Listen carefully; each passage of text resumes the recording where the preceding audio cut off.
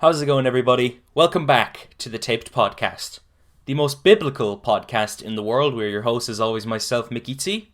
And me, Nostalgia.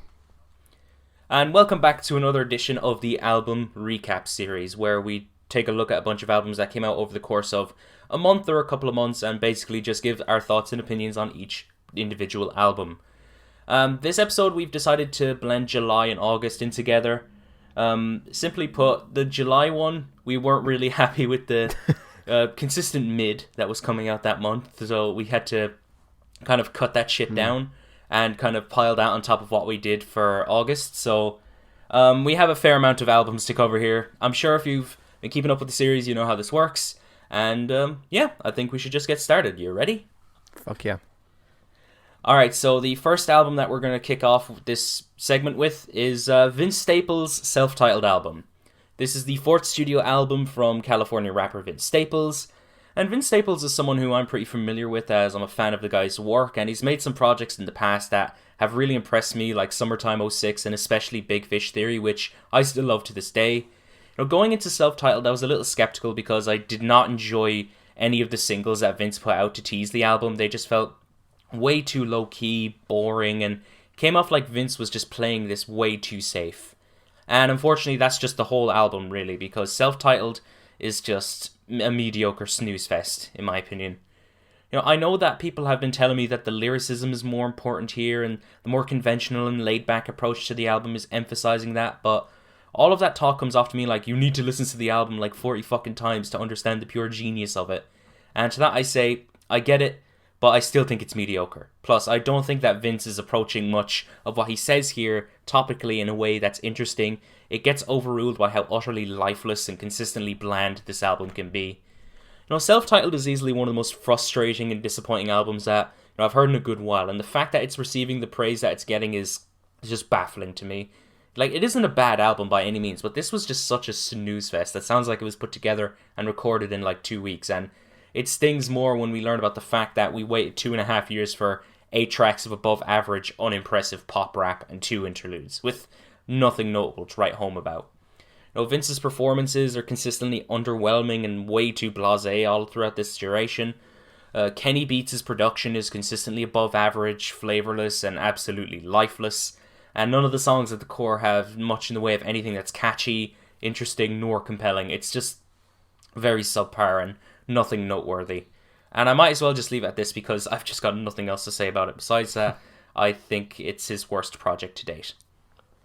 Yeah, I agree. It's definitely his worst project to date, and in general, for lack of a better word, it's just utterly disappointing. Vince Staples has consistently been, a very entertaining and interesting figure in the hip-hop scene. And while not every project of his clicked with me, I was always impressed in how, he was seemingly always willing to take his music in new directions, explore new ideas. And, I honestly just don't see the appeal in what he attempts here. It's just really sterile and boring pop rap. It doesn't really have any substance. The wonky trap beats from Kenny B are just completely lifeless, sometimes downright bad. And Vince's borderline crooning on every track here and lack of any real just substance in his, flow and his delivery just really make this a chore to listen to despite its short length. I feel like, sure, lyrically it's definitely not bad, but it just feels like he's selling himself completely short with this.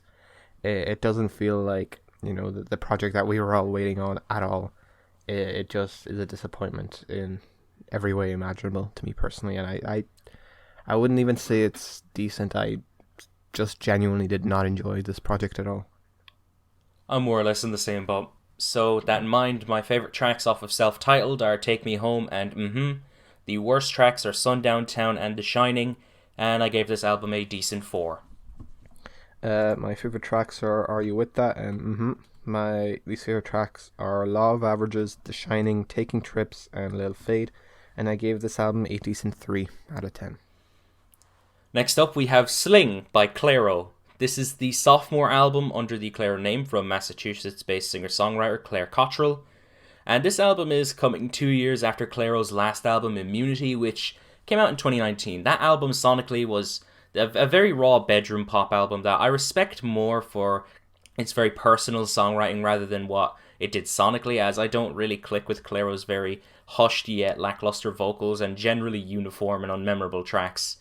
Now, despite that though, there were tracks on that album that showed massive amounts of potential from Clairo, and I really hope that, this album, Sling, would be the album where she reaches that potential.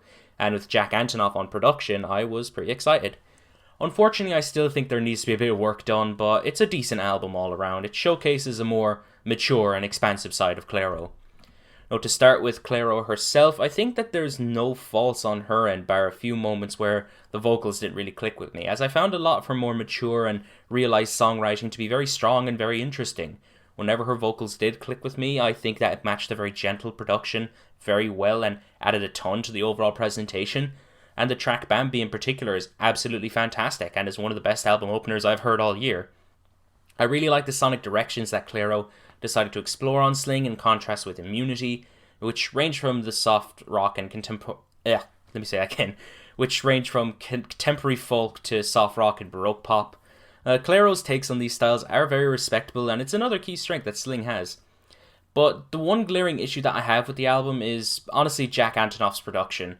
While the gentle sounds and lush presentation of Sling are very pleasant and enjoyable on the surface, I think that Jack kind of made this album sound very uniform and unmemorable.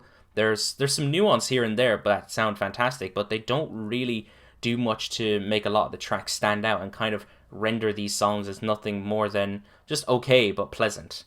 So yeah, with that in mind, I do like this album. The production does reduce my enjoyment of Sling, but for what it's worth, I respect everything else that Clairo did on here, and I did like a song or two. Yeah, I think Clairo definitely showcases a sense of maturity and artistic progression on Sling, and she takes her music in a more intimate folk direction as opposed to the very bubbly bedroom pop we are used to hearing from her. And for the most part, I think she really seems comfortable with the sound and direction, and I think she delivers some fantastic performances and, showcases her most mature songwriting to date.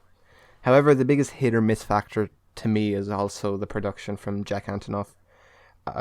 It's exactly what you would expect from Jack Antonoff. Very lush, very layered, yet gentle, folky instrumental work. And while for the most part I think it complements Clairo very well, I do think there's moments where it's a little too synthetic, a little too lifeless, and, just like a lot of Jack Antonoff's production, it's becoming a little, redundant and a little unmemorable. A lot of these tracks just feel like they're doing the bare minimum instrumentally. It feels like they may as well have been an a cappella track, because the instrumental just kind of fades into the background and you don't really even notice anything stand out. It's an issue that I have had with Jack Antonoff production on a few different projects now. But overall, I mean, I still think that a lot of the time he definitely does give Clairo a platform to shine on. Even if, a lot of the time the instrumentals neither take away nor add anything to the music. They're just kind of there.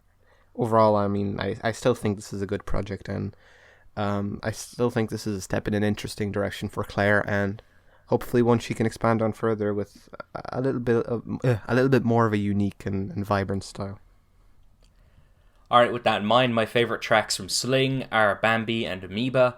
My least favourite track is Wade, and I gave this album a light 6. My favourite tracks are Bambi, Amoeba, Partridge, Zinnias, Blouse, and Reaper. My least favourite track is Wade, and I gave this album a decent 6 out of 10. Next up, we have We're All Alone in This Together by Dave. This is the sophomore album from UK rapper Dave. Dave's back 2 years after his last album, Psychodrama, which was an album that really put Dave on the map as one of the best storytellers to come out of the UK rap scene. The album's concept was ambitious, and while I certainly really love tracks from that album to this day still, the album as a whole ultimately falls flat of its potential, and that mostly came down to a lot of the production. That's the problem I've had with Dave's records generally, and I was really hopeful that he would be able to grow from these criticisms with his newest album, and unfortunately that's not the case with We're All in This Together. All Alone in This Together, sorry. It suffers from a lot of the same things that Psychodrama did. To start, I feel like lyrically, Dave is still really damn great, and he manages to pen some incredibly heartfelt and real lyrics that depict a broken UK that Dave had to grow up in and still live in. His lyrical style isn't subtle at all. He's very blunt about what he says here, and while some may see that as a bit of a crutch, I see that as a key strength for him, and his somewhat deadpan delivery helps in driving these messages home. The production often suits these very serious topics he's going over, and obviously for some of the best tracks in the album, but unfortunately the production is the album's crutch again. Like, the production at times is just so flat and predictable that it makes some of these songs lack replay value for me. Sometimes even the production can completely take me out of what Dave is saying because it's just so dull, and I find it hard to even focus on what he's saying. Then throughout its track list, we see tracks that are just completely substanceless and add nothing to the overall themes of the album. These tracks are especially generic, and I feel like they're only here to really just be there, just to pad out the track list. Not to mention, I feel like the album doesn't really need to be an hour long. So yeah, this was a decent listen, but it's a bit disappointing. Dave is an absolutely capable artist, but I feel like his production choices are an absolute crutch for his sound. This album it has its moments, but unfortunately Dave is still middling with his true potential to make a game-changing album, which I feel like he is well capable of doing. Yeah, completely agree. I think Dave, again, hints towards greatness on this project, but gets brought down by, some far from memorable and, a little generic and poorly executed tracks. There's songs here like In the Fire, Three Rivers, and especially the track Heart Attack that really showcase Dave's talents as a wordsmith, as a storyteller, as a performer. And on those tracks, he's backed up by production engaging enough to be worthy of his performances. But the album also has a lot of moments where the production just doesn't really do to anything to, play to Dave's strengths. And Dave also, I think, has a few lackluster performances spread throughout this project. Tracks like System or Lazarus don't do anything for me at all. It just kind of feels like they're playing to very safe dancehall rap tropes. And I think, it's disappointing because I think I rate Dave very highly as a rapper and as a, storyteller. And I think that he is capable of making an incredible project. But just like his last album, Psychodrama, I think this one misses the mark a little too often. And while it's still good, it does get brought down a bit by its inconsistency. Overall, I'd still recommend this album for tracks like Heart Attack or Three Rivers. But it's not quite there for Dave. Yeah, I absolutely agree. My favourite tracks from We Are All Alone in This Together are In the Fire, Three Rivers, 20 to 1, Heart Attack, and Survivor's Guilt. My least favourite tracks are Clash, System, Lazarus, and Law of Attraction, and I gave this album a strong 6. My favourite tracks are We're All Alone, In the Fire, Three Rivers, Both Sides of a Smile, Heart Attack. My least favourite tracks are System and Lazarus. Alright, next we have Spiral by Darkside. This is the second studio album from the Darkside project, which consists of both David Harrington of Dave Harrington Group, Blade Runner and a few other projects, and electronic producer extraordinaire Nicholas Yarr. Now, prior to hearing this Darkside album, I've only really ever been familiar with Nicholas Yarr, as he had a very prolific last few years with his own work as well as his Against All Logic project. He dropped 3 albums last year in Telas, Senazas, and Against All Logic 2017-2019, all of which I liked, but I loved the former of those 3 the most. So to say he was a busy man would be an understatement. I've never heard much of Dave Harrington's work at all. In fact, this is the first time I'm hearing anything related to him, so I was unsure about what he would add to the table. I've sat with this album for a few listens now, and each time I've come away with it relatively impressed, but there are a few moments that kind of miss the mark for me. Knowing that Nicholas Yarr knowing what Nicholas Yarr does, it had me expecting a lot of very glitchy electronica, and that's what he's known for, but he does deliver on it. But there's also a subtle art rock and krautrock twist to the entire thing, and for me, its best moments are just so enthralling and fantastic. The production on this album is very good. I love the tones and psychedelic textures and how they're implemented. I think that the nocturnal soundscapes are sounding very dense and well balanced. It blends well with a lot of the organic instrumentation. The slinky grooves are great all over this thing, and I love how the tunes at the core are genuinely catchy and enjoyable. It has some really great tracks to its name, but there's also a few tracks that are not so good and a bit messy. I feel like these few tracks are suffering from either dragging on for a bit too long with little to spice things up, and at times the songs just feel a little too misguided. Now, aside from those complaints, I honestly enjoyed a lot of aspects about this project. There's definitely some tracks I'll be returning to. The synthetic psych rock and krautrock all over the snake has some of the most interesting sonic directions and tracks I've heard all year, and I really messed with it, even if it was a little flawed. So yeah, overall, I think this Darkside project is pretty good. I really enjoyed it, even though it does kind of miss the mark in some cases. I'll keep my thoughts brief because I'm a little on the fence with this album. I'm a little indifferent. I think that Spiral delivers some moments of just pure bliss when ambient atmospheres meet hypnotic neo-psychedelia. And tracks like The Limit or Liberty Bell are infectious, they're smooth, they're eclectic and very memorable. And they also show a real sense of chemistry between the duo. However, while none of the album's downright bad, there are a lot of moments here that just kind of fade into obscurity for me that I don't really see that much replay value in, and just kind of, for me, act like very pleasant background noise. The atmosphere and energy of these tracks is consistently enjoyable, but there's just not enough here to keep me coming back. And overall, I just don't think it's the most memorable album I've heard, especially in the electronic field. Sad. Anyways, my favorite tracks from Spiral are The Limit, Lawmaker, Liberty Bell, Inside It Out There, and Only Young. My least favorite tracks are Narrow Road and Spiral, and I gave this album a light 7. My favorite tracks are The Limit and Liberty Bell. My least favorite track is The Question Is to See It All, and I gave this album a decent 5 out of 10. That stings. Anyways, moving on, we have House of Lull, House of When by Alexis Marshall. This is the full-length solo debut album from singer-songwriter and frontman of Daughters, Alexis Marshall. Now, I've been pretty damn excited to check out what Alexis Marshall was willing to offer on a solo endeavour, as I really like Daughters' music, and it'd be interesting to see what the frontman of said band would go on to do on a solo effort.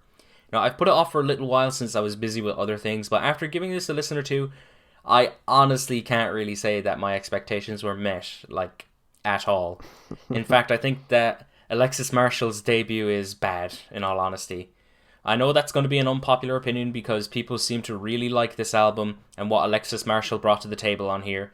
But honestly, I can't enjoy much of anything that he has on this album because, I don't know, it's so lackluster from the production to the performances. There's definitely something to appreciate when it comes to the ideas that Alexis throws in on this album, like the approach to get more droney and, the death industrial inspired sounds.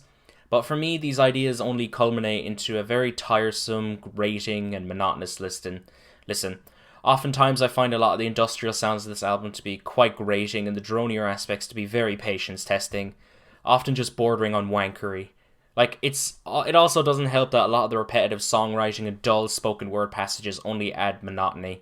There's just no depth, rhyme, or reason to what's going on with this album, honestly, and I wish that I could have enjoyed it more, but this just fucking blows. So yeah, I'm disappointed. That would actually be an understatement. I strongly dislike this new Alexis Marshall album. It's not terrible, but I don't think it's a good album either. Yeah, I'm there with you, man. I'm not gonna lie, this project is a mess, and there's absolutely nothing that I actively enjoy about it. I am a massive fan of Alexis's work with Daughters, and while I do definitely hear a little bit of Daughters in this project, the execution is far from as, high as the band's standards. Just like Daughters, this album is noisy, it's harsh, it's industrial, but, the very dense and very raw and, most importantly, very structured instrumentation of albums like You Won't Get What You Want just isn't present here. All I hear is an empty shell of a noise album.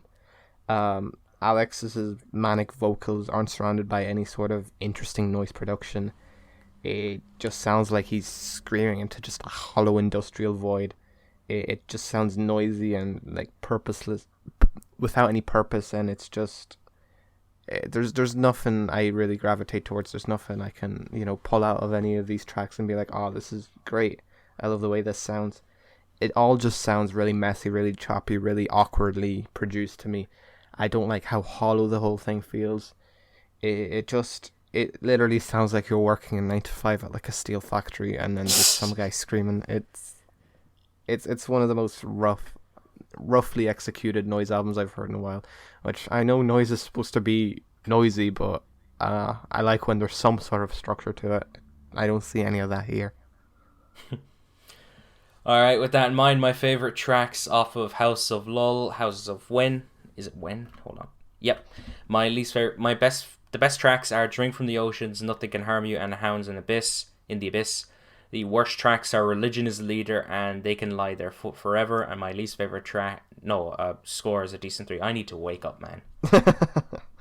My favourite track is Hounds in the Abyss. My least favourite tracks are Youth is Religion, No Truth in the Body, Open Mouth, and They Can Lie There Forever. And I give this album a strong 2 out of 10. Next, we have Happier Than Ever by Billie Eilish. This is the sophomore album from American singer-songwriter and someone who at this stage doesn't really need much of an introduction, Billie Eilish. Happier Than Ever is coming out over 2 years after her debut album, When We All Fall Asleep, Where Did We Go?, which to me was a really great album that gets a little underappreciated now by music nerds, despite how popular that album made Billie. It was a great album not only because of the songwriting and vocals, but also because Phineas's production was very uniquely minimal and textured. It's very subtle, which feels incredibly unique for a lot of mainstream pop music these days. Billie for the past year has been dropping plenty of new tracks and teasers for this album here, some which go back to mid-2020. So the wait has been long for the new album to arrive, and alas, it's here, and I think it's very good. Flawed, mind you, but very good.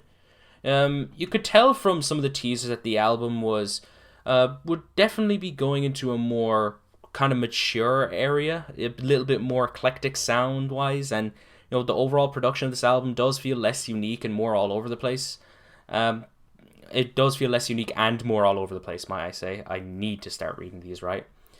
I don't know, I have to say, I think that Billie's songwriting chops all over this album are fantastic. She goes over a variety of interesting and often introspective song topics throughout its runtime. Moments like Getting Older, Haley's Comet, Not My Responsibility, and Male Fantasy especially stand out as some of the best moments of songwriting for me on this album. Vocally, she still brings that very somber yet intimate croon, and once again, she sounds fantastic all over this record. And despite the all over the place nature of it, Phineas's production sounds absolutely incredible on all fronts. Like Oxy Talkin', holy fuck, that song's production is incredible. My main complaints with the album boil down to its length. Personally, I feel like the album is a bit bloated. It doesn't need to have 16 tracks. There's often a few tracks that have some really weird mixes that I don't really see myself getting into. And there's a handful of tracks that feel very sterile and come off a little boring. Outside of that, Happier Than Ever is a good sophomore effort from Billie. It may not be as great as her debut in my opinion, but I certainly think that there's some really great tracks on this album, some of which I genuinely consider to be some of the best tracks I've heard all year. And, as a whole, despite its messy nature, I think it's really solid. I was a massive fan of Billie's debut. It's just one of the most fresh and exciting pop records of the last few years. And so her sophomore album was always going to be an album that I look forward to and I anticipate. And it certainly did not disappoint. I think on Happier Than Ever, Billie focuses a lot of her energy on more mature and subtle tracks. And this definitely gives the project a more sophisticated and, mature feel. And it just, thematically and aesthetically, it definitely feels like a natural progression for Billie. That's not to say I prefer it to the debut, because I don't think it's quite there. However, I do think that, this album as a whole still, delivers a lot of what you might like about Billie from her debut. It still, has a lot of that poignancy and a lot of just fantastic vocal performances. A lot of very minimalist and very, airy and just atmospheric production from Phineas. And unlike her debut, it is a lot more subtle for the majority of it. There's only really one quote unquote banger on this thing, whereas her debut had a few. And I do definitely prefer the variety on her debut. It does feel a little samey at times, this project. But I still think as a whole it's an artistic progression for Billie. I don't think it's quite there again, but I think it's an exciting new step for her, and it definitely feels like a natural direction for her to move her music into this more mature, sophisticated direction, and I definitely got a lot of enjoyment out of this project and some absolute highlights. Yeah, my favourite tracks from Happier Than Ever are Getting Older, Billie Bossa Nova, My Future, Oxy Talkin', Goldwing, Lost Cause, Haley's Comet, Not My Responsibility, Everybody Dies, NDA, and Male Fantasy. My least favourite tracks are Your Power, Therefore I Am, and I Didn't Change My Number, and I gave this album a decent 7. My favourite tracks are Getting Older, I Didn't Change My Number, Billie Bossa Nova, Oxytocin, Lost Cause, NDA, Therefore I Am, oops, I hit the mic, Happier Than Ever, and Male Fantasy. My least favourite track is Everybody Dies, and I gave this album a light 7 out of 10. Alright, next up we have Bobby Tarantino 3 by Logic. This is the 10th mixtape from Maryland rapper Logic, who has come out of retirement, a retirement that only lasted for a year, and to be honest, I'm not really surprised that he came out of quote-unquote retirement. You know, Logic has been dropping some projects under new pseudonyms, like that Doc D mixtape that came out earlier this year, and he also dropped like that Twitch beat tape as well. But now he's officially back with a new installment of the Bobby Tarantino mixtape series. Now, I really like the first Bobby Tarantino mixtape. I have nostalgia for that one, and the second one wasn't that great to me. This series usually embraces a lot of trap influences and a lot of pop rap. The third installment is no exception, and while I think that it is kind of getting shit on a little too much, I honestly feel like Bobby Tarantino 3 is the weakest of the trilogy. Now, for me, Bobby Tarantino 3, it isn't the worst project that he's ever dropped. He's dropped music that is far worse than most of what's on here, but for lack of better words, Bobby Tarantino 3 is consistently mediocre up until the very end of the album. The last leg of the record definitely amps up the energy a little with tracks that, you know, aren't the best, but they do save it from being a bit mediocre. It's mostly mediocre, but you know. And I get that he made this album to get out of Def Jam, but that doesn't really make the album any less mediocre. The beats range from solid to average. They practically carry the album, since Logic isn't exactly delivering on some good performances. In fact, he sounds like he's half-arsing most of the time. And he often makes this record all the more monotonous. The skit that's on here is easily one of the worst skits that I've heard all year. Oh shit, you'd have to find Norbit funny to find that funny, and generally speaking, this album just has nothing to write home about. It just feels like such an average album that I've already forgotten about. I don't hate it. I think Logic has made worse albums in the past, but this shit is just mid, honestly. Yeah, for sure. I mean, at first I was kind of excited because, you know, he announced his retirement last year, and then, you know, to come back from retirement after a year, you know, he must have something really good to present. To go back on his word like that, no, he didn't. It's just more completely uninspired, boom bap inspired trap rap that just, you know, really, it just feels samey for Logic, feels formulaic. Any complaint I had about most Logic records could apply to this one as well. He just doesn't present anything exciting on here, except for the occasional banger, and I mean occasional. It's definitely not bad. Again, just like you said, it's just mid, mind-numbingly mid. With that in mind, my favourite tracks from Bobby Tarantino 3 are Untitled, God Might Judge, and See You Space Cowboy. Worst tracks are Vaccine, Get Up, and My Way, and I gave this album a light 5. My way or the highway. My favourite tracks are Vaccine and See You Space Cowboy. Shout out Cowboy Bebop, man. My least favourite track is also My Way. And I give this album a light 5 out of 10. Alright, next up we have The House is Burning by Isaiah Rashad. This is the last album that we're talking about for the July segment. And it's the long-awaited sophomore album from Tennessee rapper and member of TDE, Isaiah Rashad. It's also the first album that he's released since 2016. Now, Isaiah Rashad is a rapper that I really enjoy. He's honestly one of my favourites of the 2010s, and that's all thanks to projects like Sylvia Demo and The Sun's Tirade.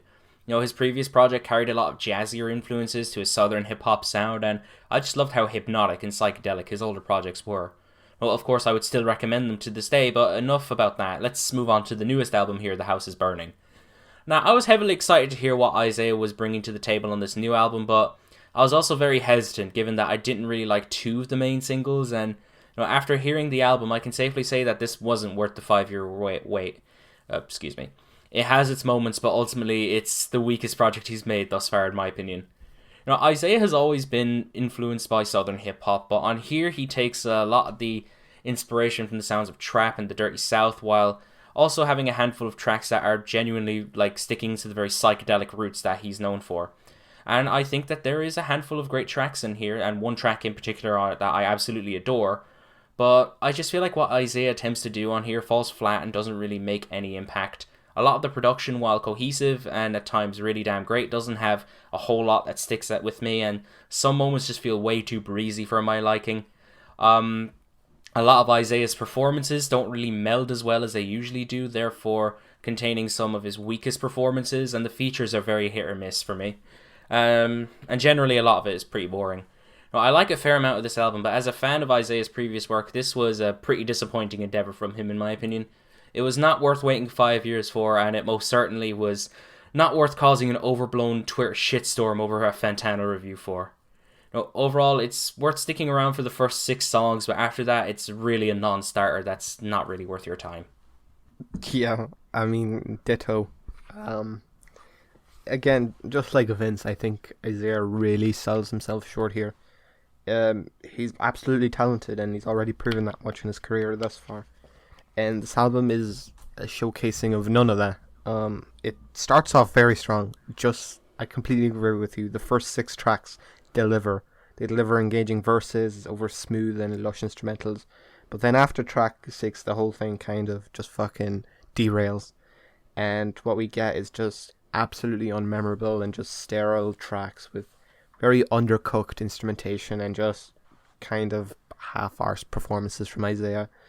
It doesn't deliver anything that noteworthy after track 6, and it just becomes more and more formulaic and less exciting. If this was a debut from an up-and-coming rapper, it would honestly be a very promising release. But Isaiah is already an established MC, and this being his first release in half a decade is just it makes the sheer averageness of everything that much harder to swallow. Overall, mid. Alright, my favourite tracks from The House is Burning are Headshots for the Locals, which is a Song of the Year contender for me. R.I.P. Young, HB2U, Darkside, From the Garden, and Lay With Ya. The worst tracks are Hey Mr. True Story, What You Said, Don't Shoot, Chad, 93 Freestyle, Score, and Tib. And I gave this album... Oh, I didn't say my score, sorry. I gave this album a light 6. I think I mixed up my notes there because Score is there in between like all my fucking tracks for some reason. My favourite tracks were R.I.P. Young, Lay With Ya, Headshots, and All Herb. My least favourite track was From the Garden, and I gave this album a decent to strong 5. Alright, we're starting off with the August albums, and we're kicking off with Hobo Johnson Alienates His Fanbase by Hobo Johnson. Well, I wouldn't consider myself a part of the Hobo Johnson fanbase, but I most certainly feel alienated. He's lost it, man. Honestly, man. Fucking Bogo's been to that ass. I mean, if you're looking for very tongue-in-cheek political commentary from a very unhinged Hobo Johnson, I mean, look no further. Nobody asked for this, though. Literally no one asked for this. If all you want to hear is shit, then listen to this, I guess. Yeah, it's unexplainable, to be honest. It's beyond review. It's beyond review. Okay, so I guess we'll just move on to the first actual album then. So we have Sinner Get Ready by Lingua Ignota. This is the 3rd studio album from Kristen Hayter, aka Lingua Ignota, and this is coming out 2 years after her previous LP, Caligula. Now, to say that I personally haven't been a fan of much of what Lingua Ignota has done up to this point would be a bit of an understatement, and to this day, I have not really been able to see the hype about her music. For her last album, Caligula, it had some good ideas, but I often felt really bored by the overall execution of said ideas. I hope that with this new album that I would end up doing a 180 on Lingua Ignota, and that I would be blown away by what she has to offer this time around. But once again, I'm just left really perplexed by the overwhelming hype that she's receiving for this effort especially. Now, on the surface, what Lingua Ignota is attempting on here should be nothing but fireworks, but unfortunately all that's being let off is a singular firecracker, since none of the overall execution of this album is really leaving much to be desired, honestly. The avant folk and religious sentiments, both lyrically and instrumentally, are interesting on a conceptual basis, and it feels like a weird callback to the 18th and 19th century, but in execution I just found a lot of it to be incredibly dull and lifeless, since most of the instrumentation felt kind of dead to me. Plus, whenever I wasn't feeling bored by it, I just found it really grating, especially when it came to Lingua Ignota's more over-the-top and out-there performances. The last couple of tracks are genuinely good, mind you, but the rest fails to strike me in any way. I didn't really get much of a feeling out of any of this. It's just there for me, you know? I was just stone-faced and bored listening to this whole album, and I really wish that it wasn't like this, but alas, it was. It's not bad for me, but a lot of it just falls painfully short. Trust me, excuse me, let me say that again. Trust me when I say I wanted to get into Kristen Hayter's work, and truthfully I still do, but personally not much of what she attempts to do on Sinner Get Ready really excites me, so sorry, I guess. Also, I need to start speaking English. Yeah. Fuck. I also sincerely apologize for what I'm about to say. This album, again, just like her last project, doesn't really do that much for me. Whenever a project gets so much critical acclaim and I don't enjoy it whatsoever, it's always a case of, what am I not seeing that everyone else is seeing? But with Kristen's music, I think it's a little different, because I sincerely understand why people adore this so much. And there are elements here too that I cannot help but appreciate and, be impressed by. But, at times this album is just a little too abrasive, a little too overdramatic. And as a whole, it just feels a little too overbearing for me. And there's not really much I hold on to throughout this project and enjoy. It's a very hard listen for me. I cannot get into it. I've tried. It doesn't click with me personally, but I do, I definitely appreciate the art behind this project and the ideas and, a lot of the conceptual basis for this project. But, execution wise, it just does not click with me. It just does not sound appealing to me personally. Neither does her last album, and that's just how it is sometimes. Yeah. My favorite tracks from Sinner Get Ready are the Solitary Brethren of Epretha? Jesus Christ. Man is Like a Spring Flower and Pennsylvania Furnace. My least favorite tracks are I Who Bend the Tall Grasses, Many Hands, and Perpetual Flame of Kentralia, and I gave this album a light 5. My favorite track is Pennsylvania Furnace. My least favorite track is Repent Now, Confess Now, and I gave this album a decent 4 out of 10. Next we have Gumbo by Pink Siifu. This is the 6th solo album from rapper and abstract hip-hop artist Pink Siifu. Now, Pink Siifu is someone who I've seen nearly everywhere over the past few years or so. He's very popular in the world of underground hip-hop, and I even remember him scoring a feature on a track on the latest CHVRCHES album. His own work gets a lot of praise from lovers of underground hip-hop, but up until now I haven't actually gotten the opportunity to listen to any of his work. Well, as per usual, that changes now with today's recap, and the first album I'm hearing from him is obviously Gumbo. Gumbo definitely has some artistic merit behind it, and it genuinely has some tracks that take from an eclectic array of influences, but for me, I feel like it has an abundance of moments that are just way too underwritten for their own good. Gumbo sees sounds being taken from all across the current hip-hop spectrum. There's a lot of influences from trap, cloud rap, neo-soul, and as well as some jazz rap sounds. Generally speaking, I feel like the production on these tracks are really damn great. A lot of them are very vibrant, dense, and often very immersive. Some of the slow-burning tracks are kind of intoxicating, and when Pink Siifu is on point as well as his features, they do these songs justice with some quality performances. But that's not the case majority of the time, because oftentimes I feel like Pink Siifu himself can be a bit of a detriment to his own songs. Not that he's awful on a few cuts here, he definitely isn't, but oftentimes I just feel like Pink Siifu is sort of phoning things in with some underwritten and often underwhelming performances. What's even worse is that sometimes, it happens to be on the even more slow-burning tracks, and they end up becoming pretty boring to me. Plus, with it being 18 tracks, it kind of drags on for me. Overall, Gumbo definitely has its moments, and I really think that, it brought some great things to the table in terms of production and influences and ideas, but I wish the performances and overall quality of the album was much more consistent. Yeah, Pink Siifu's undoubtedly one of the most exciting figures in underground hip hop today, and his ever changing, ever evolving sound has now produced several very solid projects, all while still clearly portraying an artist whose sound is evolving. And while GUMBO again takes his sound to new places, I don't think it comes together anywhere near as coherently as his last two albums. Instead, I am rather underwhelmed at some parts of this project. I think on GUMBO, Pink Siifu produces a very consistent psychedelic and hypnotic trap album while retaining his, usual sample-heavy approach. And the result is certainly enjoyable, but, it just doesn't click as a unit. I just think that this album as a whole, while consistently enjoyable, just doesn't explore enough, in my opinion. I think the more safe and commercial approach, it is a little jarring, especially compared to how, just fantastically unique his last two albums were going into this. It does feel like a little bit of a step back. But as a whole, I mean, there's still plenty to enjoy about this project, even if as a unit it just doesn't quite click. Alright, my favourite tracks from GUMBO are Fuck You Mean, Hold Me Down, Surd, Smile With You Gold, Call the Bro, Tapped In, and Bravo. My least favourite tracks are Roscoe, Bussin' Cold, Doing Too Much in My Mama Name, Living Proof, Family, and Big Ol', and I gave this album a decent 6.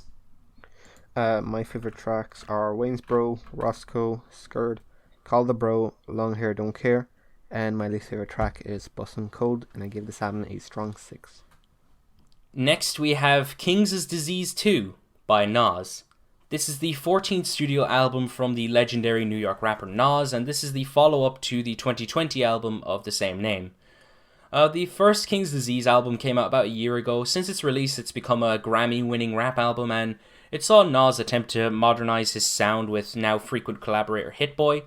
He brought forward a sound that blended the old with the new, adapting Nas into an era that kept his roots of traditional East Coast hip-hop while blending it with the production techniques and mixes of the modern landscape.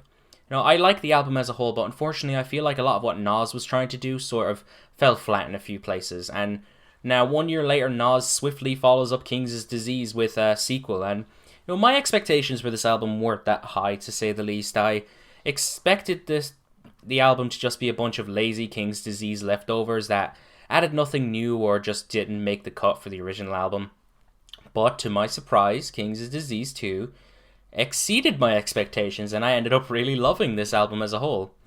Now, to start with the only negative of the album, the feature game is very hit or miss. There's obvious standouts like Charlie Wilson, Hit Boy surprisingly, and the legendary Lauryn Hill, but the rest don't really stand out to me, and they kind of ruin the flow of their respective tracks. A Boogie, YG, Eminem.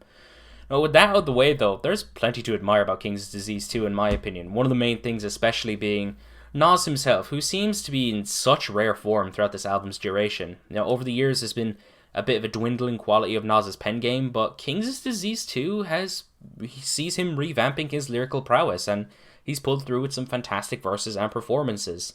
Tracks like The Pressure, Death Row East, Moments, Nobody, and My Bible act as some of the best and most lyrically nuanced and reflective tracks that Nas has written in a good while, and they're elevated further by Hit Boy's production, but not only by Hit Boy's production, but also by how effortless and slick Nas's flows are all over this thing.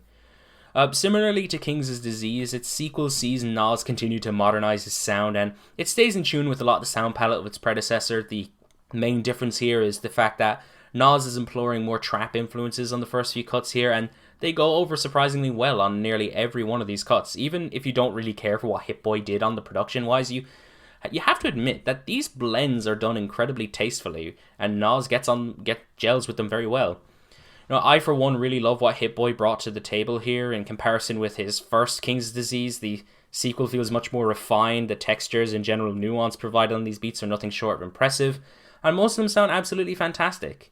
King's Disease 2 exceeded every expectation that I had for it. I think it's way better than the original album. I think the track list is consistent. It has great quality in it, and it of course exceeded any expectations I had going into any new Nas album. And I'm being dead serious when I say this, but this might just be a top 3 Nas album for me. It's obviously nowhere near the level of an Illmatic or an It Was Written, but it's easily one of Nas's most consistent and enjoyable efforts today, and to say that it's his third act gem for him would be an understatement in my opinion. All in all, I'm surprised I loved this as much as I did, but I really did. It's one of the best hip-hop albums to come out in 2021, and as a Nas fan, this is just... I'm so happy. Happy for you, man. Not that I Oh god, no. Oh agree. god, no. No! I'll start off by saying this project is good. Don't worry. I'm not shitting on it. And I think just like his other recent releases, King's Disease 2 rather, showcases the talent that, you know, both put Nas on the map and also made him the hip hop icon he is today. However, I think that talent is again scattered among a little bit of an inconsistent project. Tracks like The Pressure or Nobody featuring Miss Lauren Miss Lauren Hill bring the best out of Nas, and you know, the tight and focused flows among the lush pristine production on these tracks is just fantastic, and it really brings it back to Nas's roots. But on the flip side, I also think there's moments where Nas gives into a little bit more of cookie cutter trap style, and you know, he sounds a little bit out of his element on those moments. However, I think as a whole, I think he does play to his strengths a lot more than he, you know, tries to deviate into a more accessible sound. And, you know, the features on here are also a little hit or miss for me. Of course, there's features from the likes of Lauryn Hill, which I mentioned are great as expected. But on the other hand, the Boogie feature was just a little bit meh. And then the Eminem one was very weird because admittedly, you know, it was a good verse from him. It was one of his better ones in recent time, but it just was so out of place on the track. It completely like shifted the flow of the entire track in a way that, you know, just I didn't really like, and it turned the whole thing into a whole lyrical miracle spiritual moment. But overall, I mean, when Nas is in his element and Nas is doing his thing, I think this is the most focused, the most on point, and the most comfortable he's been in a long time. And there's moments on here that are just, I agree, you know, top tier Nas. I just think it's got a little bit of inconsistency in between. That stings. I love. Alright, so my favorite tracks from King's Disease 2 are Moments, Nobody, Store Run, No Phony Love, Nas Is Good, The Pressure, Death Row East, Rare, and Composure. My least favorite tracks are EPMD2 and You Know the Vibes, and I gave this album a light 8. My favorite tracks are The Pressure, Death Row East, Nobody, Brunch on Sundays, and My Bible. My least favorite tracks are 40 Side and YKTV, and I gave this album a decent 6 out of 10. Alright, next we have 333 by Tinashe. This is the 4th studio album from California R&B singer Tinashe. She's coming out with this newest album here 2 years after her last album, Songs For You, which at the time I was seeing all over the place on Topsters and in various places where people talk about her music, but much like Pink Siifu, I have not gotten the chance to listen to much of her music until now with this new album here, and after listening to it, I can't really say that it did much of anything for me personally. Now, 333 has some good songs going for it, and sonically, I do think that there's a fair amount of good production on here. There's influences that stem from modern contemporary R&B, electronic music, and trap, but where a lot of the trap songs fall really flat, I really liked a lot of the songs that deviated from that lane. I felt like those cuts especially had more dynamic and interesting production choices, whereas the trap cuts felt a bit monotone and flat to me. Tinashe vocally, for me, is very hit or miss on this album. There's some really solid moments from her at points, but a lot of the time she didn't really impress me with all that much. You know, her vocal charisma was very off on this album, and that's usually what I go to R&B albums for. But unfortunately, she doesn't really deliver a lot of the time, as I find a lot of the shallowness and monotone talk singing to be really mind-numbing. The features didn't even get a chance to save any of the songs either. I did take away a handful of tracks that I do genuinely enjoy, but there's a lot of songs here that just didn't do it for me. In fact, I felt like it was dragging on towards the end a little. I don't have too much else to say about this project. I just think it's nearing above average territories. Yeah, I mean, honestly, I'd be lying if I said I enjoyed too much material in the R&B sphere in recent years. You know, aside from a few very obvious gems, I've just noticed, you know, a lot of projects in the genre to be rather underwhelming. just this year we got a truly sterile and lifeless project from her, and those two adjectives are honestly the best way to describe a lot of material in the genre for me. It just plays things too safe these days. I've noticed a trend. I'm not going to think of examples, but that's my opinion. Tinashe. I have it spelled Tinashe. Okay. She shows some real quality on 333. The instrumentals here aren't cookie cutter smooth trap beats. They take the trap foundation and add a lot of interesting elements to the mix. Tinashe herself gives a lot more substance with her vocals and lyricism, rather than just bare minimum crooning. And overall, this project, it feels like it isn't quite there, but there's so much enjoyable material on this project, and it delivers on several occasions, and it just is a breath of fresh air in the genre, I think. And it's definitely an exciting project, even though I did find it a little inconsistent. There's definitely a lot to enjoy and a lot to look forward to with Tinashe's future output here. Overall, it's good. It's good. Alright, my favourite tracks from 333 are Undo, Let Go, Bouncin' Part 1 and 2, and Angels. The worst tracks are I Could See the Future, X, Last Call, The Chase, Pasadena, Small Reminders, and It's a Wrap, and I gave this album a strong 5. My favourite tracks are I Can See the Future, 333, Undo, and The Chase. My least favourite track is It's a Wrap, and I gave this album a decent 6 out of 10. Alright, next up we have Pressure Machine by The Killers. This is the 7th studio album from the Nevada pop rock, alt rock, and new wave band The Killers.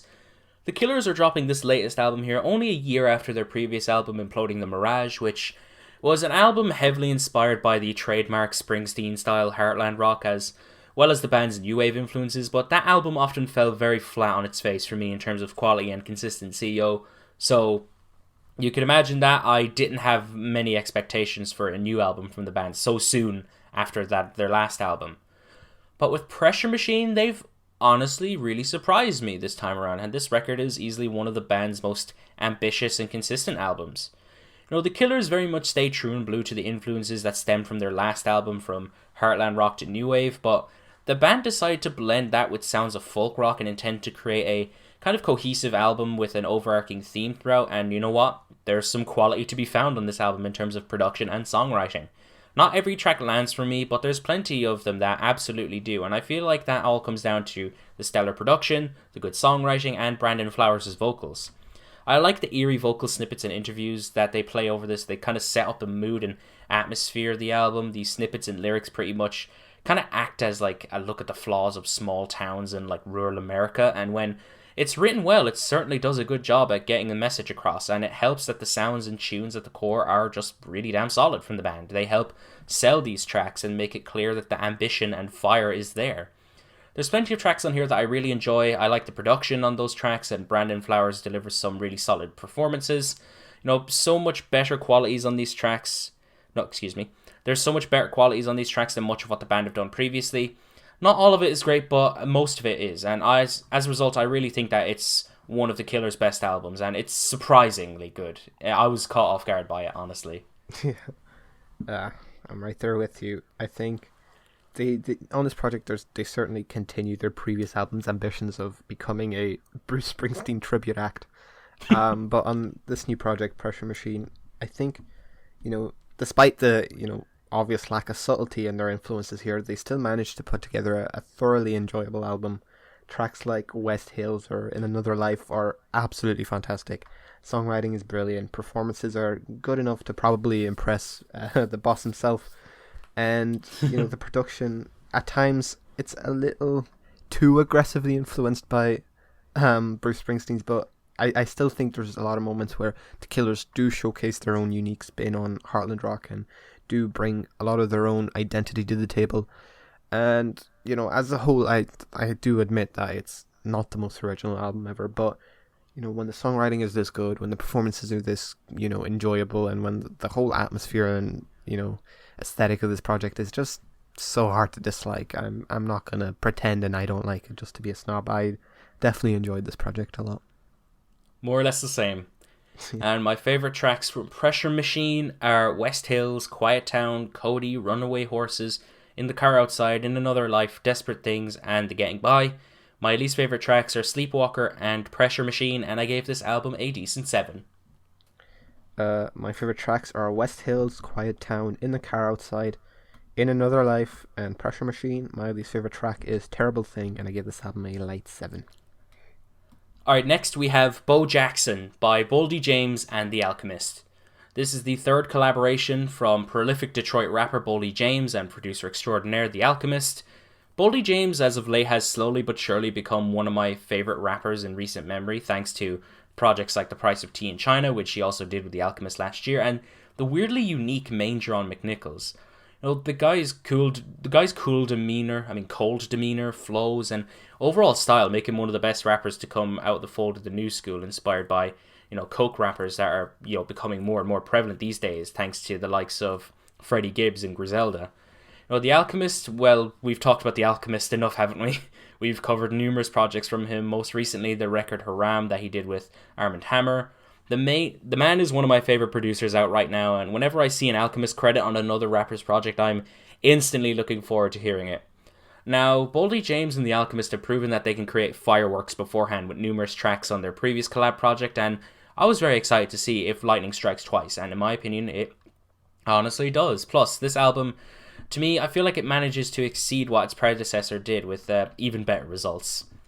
To start with the main highlights from me, that was, of course, Boldy James himself. For me, he certainly doesn't disappoint in this album, since he gives us nothing but consistent performances all throughout its runtime. Sure, he could be a bit one-dimensional with his style, but I honestly don't think that really matters to me if I'm still heavily invested in what he has to say and his performances. Boldy pretty much sticks with what he's used to with his very gritty coke talk and gangster rap lyricism. He often spits some introspective bars while maintaining that street talk and grit, and I feel like his flows all over this album have gotten a bit more dynamic. They remain every bit as entertaining as I'd like them to be, and he's backed up incredibly well by The Alchemist's stellar production. The Alchemist production is very much remaining in his signature sound. The beats, once again, are very intricate and nuanced, lots of old school inspired sounds alongside some really impressive and hypnotic samples. He varies up the moods here with some tracks that are equal parts gritty and psychedelic. I've noticed that he likes to mold the artist to his beats I've noticed that he likes to mold the artist to the beats that he chooses. I've noticed that so clearly with every project that he's done, but I feel like Bo Jackson is no exception, since Boldy feels much more dynamic and a little adventurous given the flows that he uses on this thing. The features were very solid for the most part and matched the atmosphere, the production, and the vibe of what Boldy was doing, and I pretty much liked every track on here. I suppose an issue that occurs is that sometimes the beats feel kind of underwhelming for Boldy, but that's very rare on this record for me. Also, the track list could have been trimmed down a little, but that's really it. It isn't my favourite Boldy James effort, but my god, it's another great one from him in my opinion. This isn't my favourite Alchemist produced album either, but my god, it's another great one from him. They complement each other well in this album. It's one of the greatest albums I've heard all year, and it's just, I can't get enough of Boldy James, honestly. Like, fucking hell. It may not be my favourite hip-hop album of the year thus far, but it's really great to me. I really fucked with what The Alchemist and Boldy James did on here. I again have to hold my head in shame as I admit that yet another Griselda project just does not blow me away. I will say Boldy James and The Alchemist, their chemistry is undeniable, and when everything gels together between them, the results are just spectacular. But I think this album unfortunately delivers just far too many unmemorable and a little formulaic moments for me. It doesn't have that wow factor at all. It just is consistently solid, but just not mind-blowingly good. Again, Boldy is a fantastic wordsmith. He's a fantastic lyricist. He's a fantastic rapper, and just like on a lot of Griselda projects, I have no complaints when it comes to the rapping, the performances, or anything of the sort. It's just really, this isn't one of Alchemist's better projects production-wise, in my opinion. I just feel like there's just a lot of instrumentals that just gave me deja vu, and a lot of instrumentals that just feel very formulaic for The Alchemist that don't really do anything exciting for the sound. This project don't really take the Alchemist's doesn't really take the Alchemist's sound in any new directions. It just feels like, he got a call and it's like, oh fuck, I have to produce a Griselda album. Let me just get this done real quick. Okay, here you go. Bob's your uncle. And it's good, but it's Boldy that's carrying this project. Bruh. There we go. Fucking boo, man. Anyways, my favorite tracks from Bo Jackson are Brick Mile to Montana, Steel Wool, Illegal Search and Seizure, Fake Flowers, Third Person, Turpentine, EPMD, and Flight Risk. The worst track is Photographic Memories, and I gave this album a light 8. My favorite tracks are Brick Mile to Montana, Photographic Memories, and Third Person. My least favorite track is Drug Zone, and I gave this album a decent 6 out of 10. You don't have the same opinion as me, you're wrong.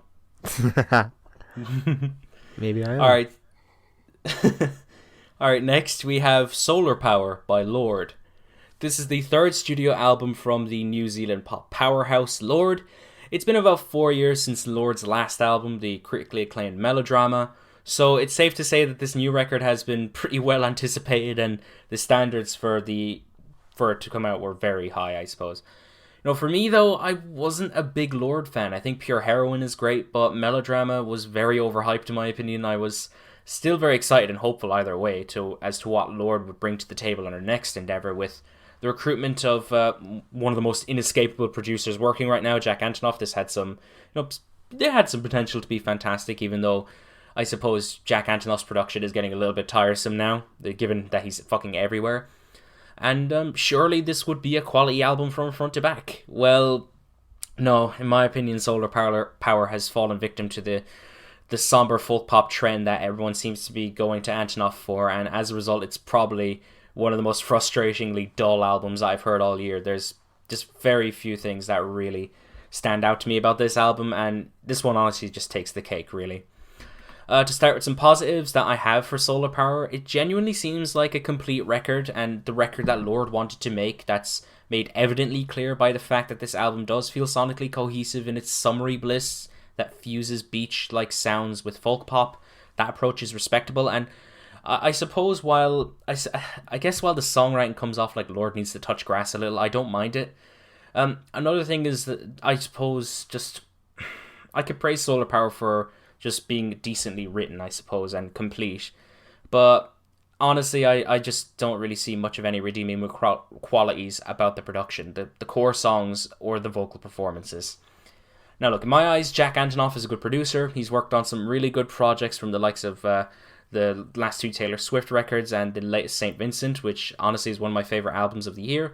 But much like Clairo's most recent album, his incredibly uniform and somber production style is just a huge detriment to my enjoyment of the overall project, so much of this album sonically is just utterly trite, flavourless, bland, and unmemorable.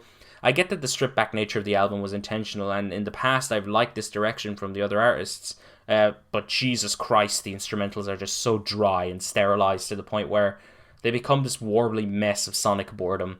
There's nothing exciting here, there's no flavour here, there's very little to make note of, and on top of that, Lorde just doesn't really save these songs vocally. The sound and the way that her vocals are produced have single-handedly stripped Lorde's vocals of any personality, in my opinion, and when they're combined with the consistently flat production, it just makes these songs so hard to sit through, and truthfully, that's all that the album experience was for me, just a hard-to-sit-through slog. There's a few tracks on this album that there's very few tracks on this album that I would call memorable. It all just blends together into this bland and unenjoyable mesh. It's painfully uncreative and dull, and the worst part about it especially is that we waited 4 years for it. Yeah, overall I really disliked what Lorde presented us with on Solar Power.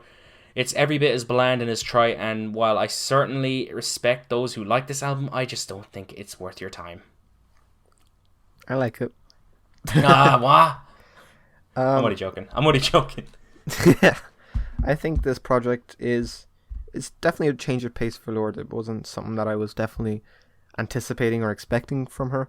And, it is a unique project in her discography. I wouldn't go as far as to say it's anywhere near as good as her previous two albums, because, I definitely don't think that.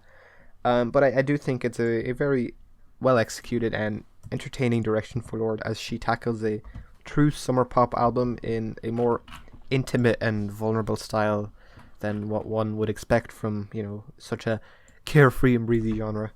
I think Lorde's performances here are a little more abstract and idiosyncratic at times, and the song's structured while still rooted and sometimes brought down by Jack Antonoff's production definitely stand out as very Lorde. I think with Jack Antonoff a lot of the time he has just a safe zone and he just kind of drags artists into that safe zone. I think Lorde kind of had to push him out of that a little bit because there are moments here that feel very Lorde-esque. I still think it's far from perfect, and it definitely does have some snoozers. But I was, definitely pleasantly surprised by this project. I found a lot of these tracks enjoyable sonically and aesthetically, and vocally. I thought Lorde's approach was definitely unique. It definitely felt like more of a sleepy and just hazy and dreamy album, which I did enjoy. And overall, I do get why some people just aren't digging this thing, and I would never go as far as to say it's their best album, but I definitely enjoyed a lot of this project. Fair enough. My favourite tracks from Solo Power are The Path and Solar Power. Worst tracks are Dominoes, Big Star, Leader of a New Regime, and Oceanic Feeling, and I gave this album a strong 3. My favourite tracks are The Path, Solar Power, California, Fallen Fruit, Secrets from a Girl Who's Seen It All, and Moonlight, and my least favourite track is Big Star. I gave this album a light 7 out of 10. I'm honestly so surprised. What the fuck? Alright, so next we have Infinite Granite by Deafheaven. This is the 5th studio album from the California black gaze, post-metal, and post-rock band Deafheaven. Deafheaven are a band that I've only really started getting into recently. I'm not finished with every album they've done, but I absolutely love their album Sunbather, as do a lot of people. This new album here has been released for... There's been anticipation for this album for the past few months now, and they've been hinting at the band going into a sound that primarily remains in the traditional realms of shoegaze and post-rock.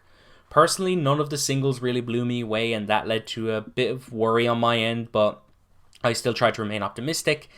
Unfortunately, when I listened to the album itself, it really wasn't doing much for me, even with repeated listens. Now, to start with some of the positives, I do feel like the band do make a couple of solid moments during this runtime. And there was one track in particular that was honestly a very interesting sonic detour, and I still think that the performances instrumentally are pretty decent, especially on the drums, but outside of that, I just don't really find myself enjoying what I'm listening to here. I just feel like Deafheaven are doing... Excuse me, let me say that again, what the fuck? I just feel like what Deafheaven are doing on here is not that interesting sonically, and those kind of strip back their... What am I even saying? What the fuck? Excuse me. Let me rephrase that again. Holy fuck, I've done this so many times in this episode. Sleepy podcast. I've done this so many times during this one especially. Okay, I just feel like what Deafheaven are doing on here is not that interesting sonically, and they kind of just strip back their sound into a rudimentary kind of sound that with the fundamentals of shoegaze and post-rock with little edge or imaginative qualities. Holy fuck, and I stopped stumbling over myself. Jesus. The production, especially on this album, is just really bland. There's no bite or punch to the sound of this whole thing, and the general sound of this thing feels so uninspired to me. Not to mention, I just find the vocals to be super flat, incredibly boring, and they add monotony to the album. The only interesting parts of the vocals were when they got into a more black metal shriek, but they rarely do that on here, and we're left in this boring croon over these bland shoegaze atmospheres. I don't know, it just feels very lowest common denominator for me. I just don't really understand what the band were trying to do with Infinite Granite. I get that maybe they were trying to do things that were just outside of the norm for them, and I do think that, obviously artists should be encouraged to do something different. I personally just don't get much from what Deafheaven tried to do on Infinite Granite. I just found it boring, for a lack of better words. Deafheaven have been a front runner in defining act and black gaze for the last decade. So honestly, at first it was a little surprising and a little disappointing for me to hear that they dropped a lot of the black metal aspects to their sound and instead zeroed in on shoegaze and dream pop. And while it is disappointing to see them abandon a sound that they're, the big act in, I personally really enjoy this project, and I think the band adapted well to this new approach.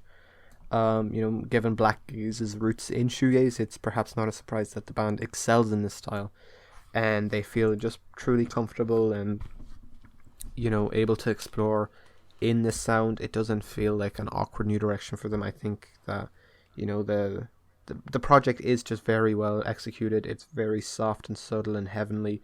And honestly, it surprised me just how well they were, executed a more subtle and soft approach. I think this album is gorgeous. I think it's dense, it's lush. I think the vocals are heavenly, and, while it's not really pushing the envelope in terms of shoegaze as much as, Sunbather did with Black Gaze, I still think it's a thoroughly enjoyable album. And the biggest flaw, honestly, I have is that just shoegaze as a whole is a more popular genre than Black Gaze, so it's a little disappointing to see them drop Black Gaze, even if a lot of shoegaze and death metal elitists are probably fucking celebrating and dancing on a grave of Black Gaze.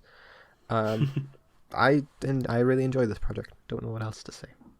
Fucking shoegaze fans. What am I on? I want to. Alright, my favourite tracks from Infinite Granite are Neptune Raining Diamonds, Mombasa and Other Language. My least favourite tracks are Great Massive Colour, Villain and The Gnashing. And I gave this album a decent 4. My favourite tracks are Shellstar, Great Massive Colour, Lament for Wasps, Villain and Mombasa. My least favourite track is Other Language, and I give this album a light 7. Next we have Deep States by Tropical Fuckstorm. This is the third studio album from the Australian art punk, blues punk and noise rock band Tropical Fuckstorm. Now, I've heard a bit about Tropical Fuckstorm in the past, and they're another addition to the Australian bands with sick names list, but I've not gotten to the chance to check out much of the band's music until now with this new album. I was a little familiar with what the band would sound like, since what I've been told is that they're kind of punky and noisy, so I was pretty excited to see what they got, and I really like what I was hearing on this album, but there are definitely some criticisms that I have for it.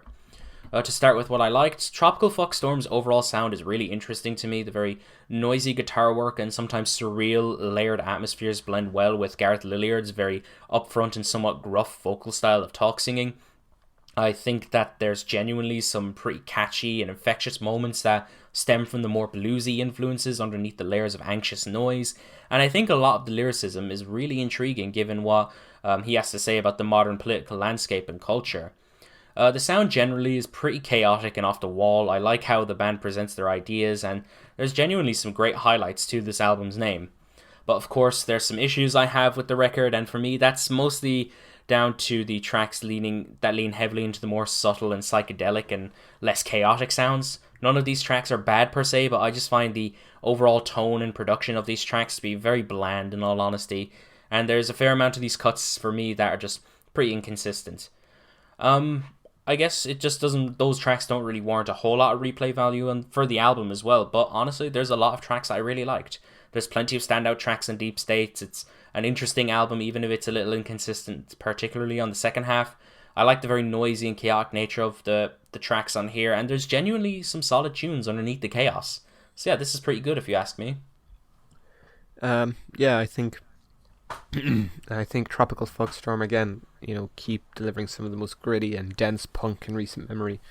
And Deep States, again, delivers more of the same great material the band has displayed on their last 2 releases, both of which I was definitely a fan of. And this is no exception. I think their no-nonsense dissection of modern politics and pop culture is as engaging as always, and frontman Gareth Lydiard's ever so snarky and powerful vocals just are brilliant. They always get his message across, and they just are absolutely entrancingly just wild and chaotic.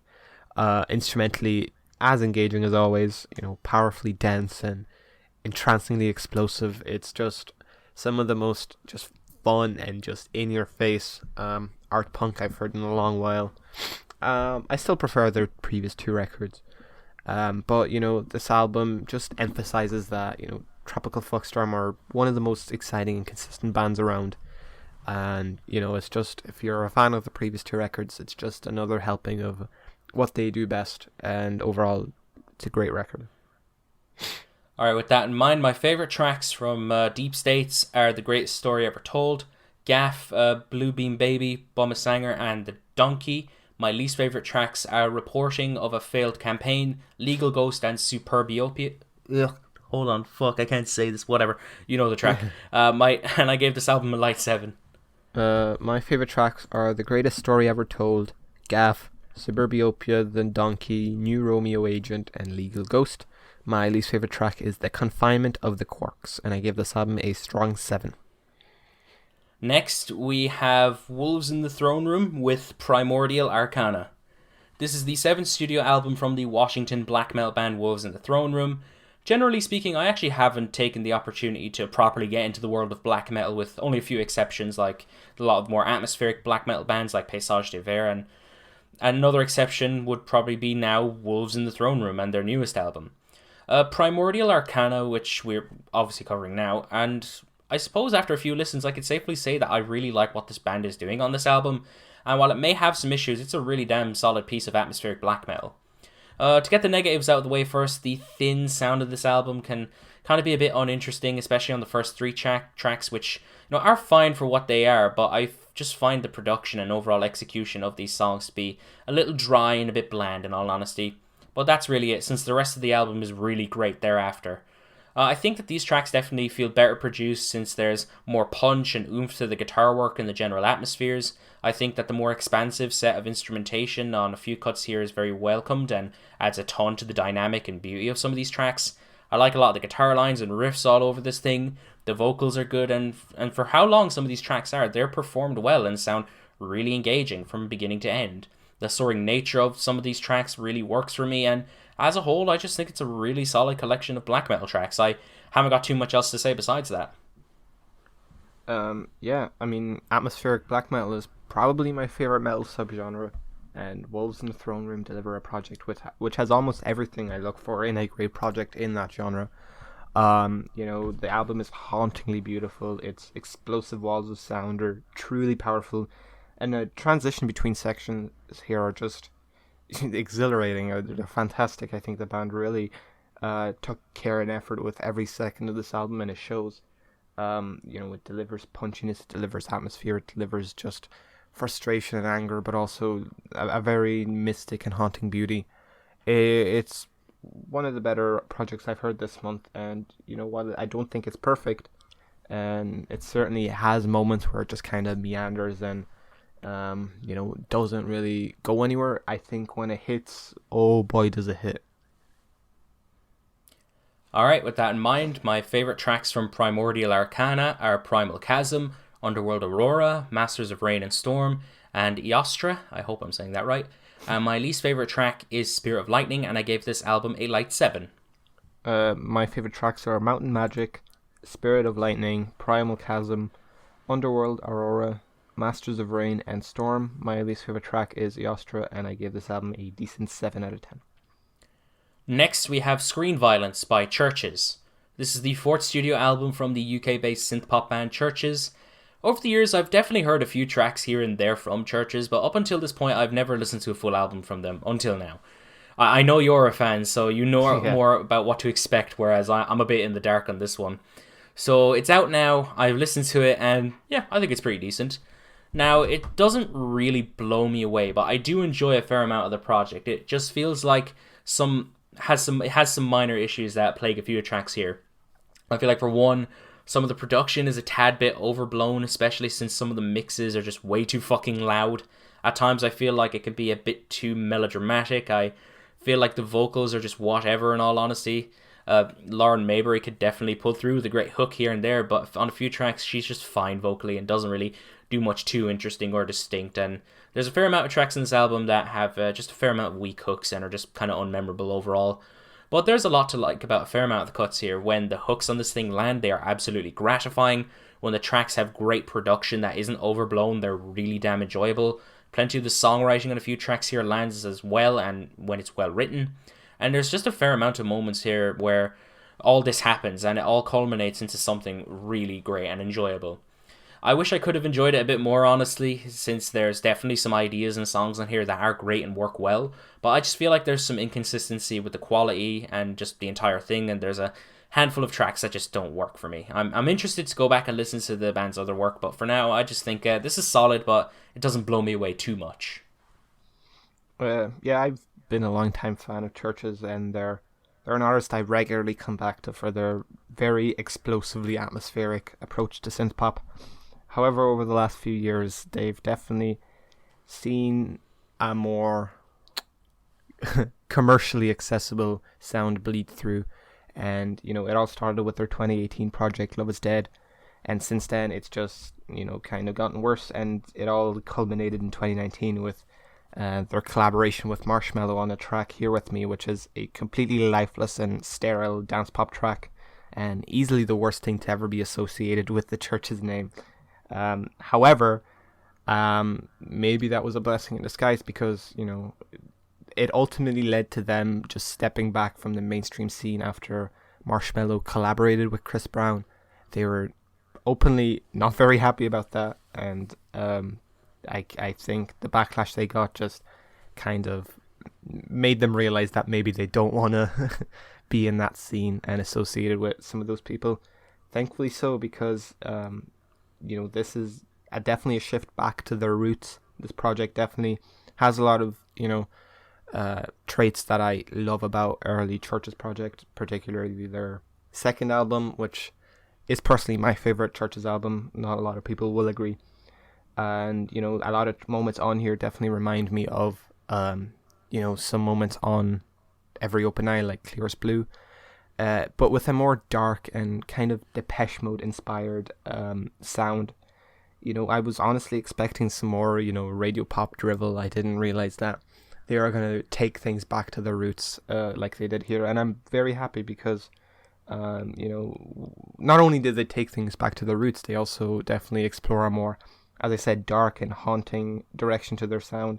And even though there is some clear inspiration from Depeche Mode, and honestly The Cure at times, obviously, because Robert Smith's on here, yeah, it's definitely a welcome one, and it's definitely one that they implement well into their already existing sound without really it becoming overbearing or just awkwardly executed. And overall, it's definitely not as good as their first two albums, but I love CHVRCHES, and I'm glad that they're delivering stuff that is in their comfort zone, and that they're expanding upon that stuff rather than just going into a completely different mainstream direction, which just, let's face it, didn't really appeal to anyone. Alright, my favourite tracks from Screen Violence are Asking for a Friend, How Not to Drown, Final Girl, Good Girls, and Lullabies. My least favourite track is Nightmares, and I gave this album a strong 6. My favourite tracks are Asking for a Friend, He Said, She Said, California, Violent Delights, How Not to Drown, Final Girl, Good Girls, Lullabies, and Better If You Don't. And my least favourite track is also Nightmares. I give this album a decent 8 out of 10. Jeez, that's high, okay. Mm-hmm. Alright, so next we have If I Can't Have Love, I Want Power by Halsey. This is the fourth studio album from the New Jersey pop singer-songwriter Halsey. When it comes to my experience with Halsey's music, I honestly don't have a lot of positives to think of. Her past work has never really appealed to me, from the vocals to the songwriting to the production, and the market that her music plays to feels so blatant. But despite all of that, I was sort of excited to hear this new Halsey album, and the main reason why is because this album is being produced by Nine Inch Nails. Trent Reznor and Atticus Ross have production credits all over this album, and it'll be interesting to see what Halsey could do over these guys' production. And for what it's worth, I think that this album is actually decent, although I feel like it's one of those instances where the production kind of carries hard for me. Not that Halsey is bad on this album, because she isn't, in fairness. She delivers on some decent performances here and there, but just for me, her vocal timbre and her kind of style doesn't really appeal to me. But I will admit that she fits surprisingly well over the Nine Inch Nails instrumentals, and speaking of which, that's probably my favourite part of the project. Now, the production in this album is pretty much what you would expect to hear from Nine Inch Nails. There's influences that stem from alternative rock, industrial, electronic, but it feels like it's packaged in a more digestible and accessible fashion. And for the most part, I think that it's well produced and overall sounds pretty good. It's layered, it has some cool textures and nuances, and despite it not landing all that well with me, there's some really solid ones spread all over this album. I have to give credit to Halsey for choosing to expand her horizons artistically and moving forward from her predictable pop blends, so on that merit, this is a really interesting change of pace and a respectable one at that. And despite it being one of her best albums, I still think there's time to flesh out these sounds and give better performances. So all in all, this is a really decent affair from Halsey. There's some work to be done, but I do think that there's potential here if she kind of sticks to this sound and sort of fleshes things out with better, basically just better presentations and vocals and stuff like that. So yeah, I thought this was pretty decent. Yeah, it's definitely an interesting one. I really had no idea what to expect going into this project, knowing that Nine Inch Nails were going to be on the production side of things.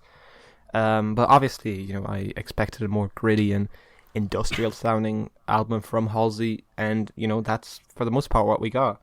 And while I don't think she's fully comfortable in this element and in this style, I do think that it is definitely her more mature and more most interesting album to date. And honestly, the biggest revelation for me is how good Nine Inch Nails are at making a accessible pop album, because for the most part it still is mainstream pop, however with a more mature, with a more brooding and dark twist to it, which I think is definitely a respectable direction for Halsey. And I mean, she definitely explores themes of motherhood and just maturity in general in a very intricate and interesting way. And I think that if she expands on this new direction, or just at least expands on trying to kind of take her music out of the bubble that it's in, was in, I think she can definitely achieve some great projects. But for me, I still think this album isn't fantastic. I still think it has some kind of boilerplate moments, but it's definitely, it showcases a Halsey that's definitely stepping out of her comfort zone, and it's definitely admirable. And I think that Nine Inch Nails handled production very well and make for some very entrancing and interesting production choices, while still keeping things accessible and commercially friendly.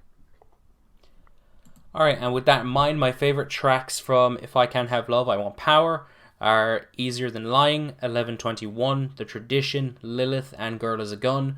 My least favourite tracks are You Asked for This and The Lighthouse, and I gave this album a decent 6. My favourite tracks are Easier Than Lying, Lilith, You Asked for This, and Honey. My least favourite tracks are The Tradition and Darling, and I gave this album a strong 5 out of 10. Alright, we're moving on to the last stretch of albums for this episode. We have Glow On by Turnstile. This is the third studio album from the Maryland hardcore band Turnstile. Now, up until a few days ago, I've never heard of this band, and this is the first thing that I'm ever hearing from them, as per usual with these. I was curious to see what this band was about and if this new album would be any good. Well, unfortunately, I wasn't really that intrigued by much of what the band delivered on Glow On.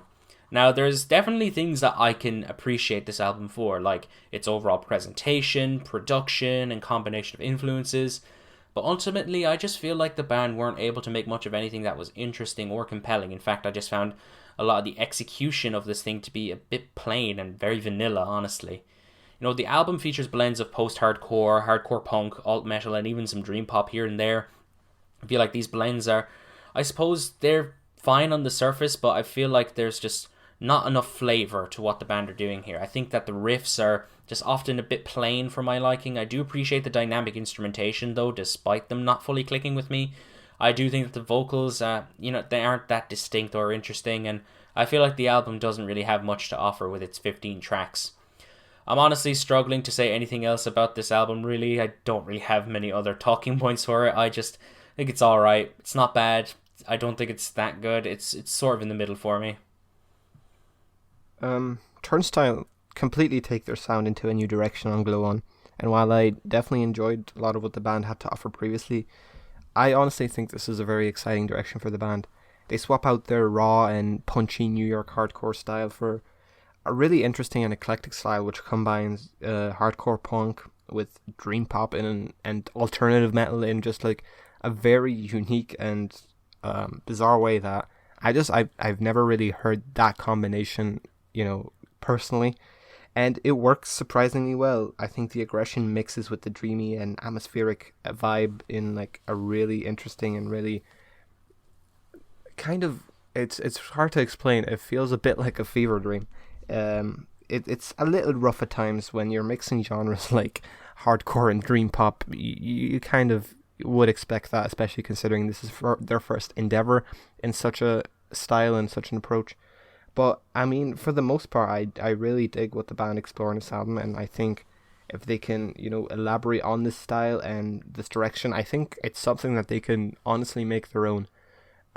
Because I mean, I don't know any other album. I may be just completely missing a whole world of music, but I don't know of any hardcore punk, alternative metal, dream pop albums. Personally, I really enjoyed this. Fair enough. My favourite tracks from Glow On are Lonely Desires, Mystery, Blackout, and Underwater Boy. My least favourite tracks are Don't Play, Humanoid Shake It Up, Endless, Alien Love Call, Dance Off and No Surprise, and I gave this album a decent 5. My favourite tracks are Mystery, Blackout, Don't Play, Underwater Boy, Holiday, Fly Again, Wild World, TLC, and Lonely Desires. My least favourite tracks are Dance Off and No Surprise, and I give this album a light 7 out of 10. Next, we have Hitler Wears Hermes 8, Sincerely Adolf by Westside Gunn. This is the 6th studio album from the Buffalo rapper and MC, Griselda's very own Westside Gunn. I'm sure if you've been keeping up with the recaps, then you'll know that we like to talk about and discuss Griselda a lot. I found myself really digging some of what Benny the Butcher and Conway the Machine have been doing, but unfortunately, Westside Gunn has been very underwhelming for me. Mostly because I feel like he just likes to phone things in lately and drop a fair amount of filler projects once every 2 fucking weeks.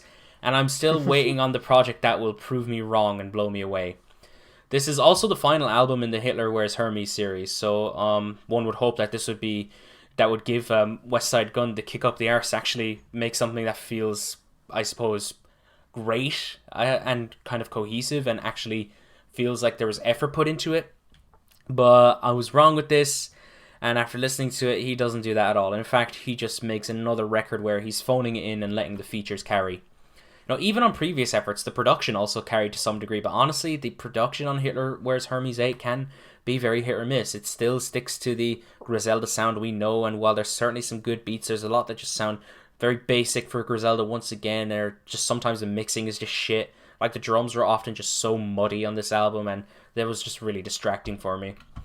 When the production isn't that great, it also doesn't help that Westside Gunn is once again really phoning it in with some really half-assed verses, and he ends up letting the features dominate things. Like, half of this album is literally just features, and they all outdo Westside Gunn. Not to mention, there's just moments on the album where he can meander with whatever the fuck he's doing and it's just annoying. Just fuck off with that shit, man.